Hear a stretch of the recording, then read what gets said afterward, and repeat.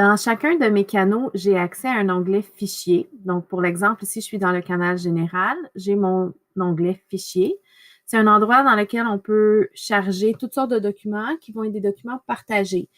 Donc, tous les fichiers sont modifiables par tous les membres de l'équipe, sauf pour le dossier support de cours. Donc, dans une équipe classe avec des élèves, on a un dossier support de cours qui est non modifiable par les membres de l'équipe.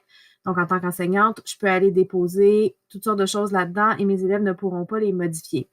Donc, je vais vous montrer un exemple. Si je vais dans mon dossier support de cours, j'ai simplement qu'à appuyer sur Charger.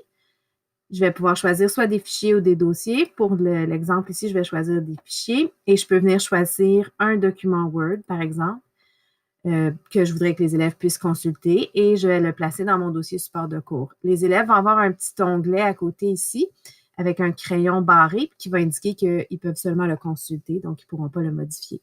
Je vais revenir dans mes fichiers de mon canal général. Donc, à partir d'ici, je peux ajouter des nouveaux dossiers, par exemple. Par exemple, si mes élèves ont fait une écriture à propos de l'Halloween, je pourrais créer un dossier et demander aux élèves de venir placer leur travail dans ce dossier-là. Gardez en tête que tout le monde a accès à tous les fichiers qui se retrouvent dans ce dossier. Donc, l'élève viendrait cliquer sur le dossier.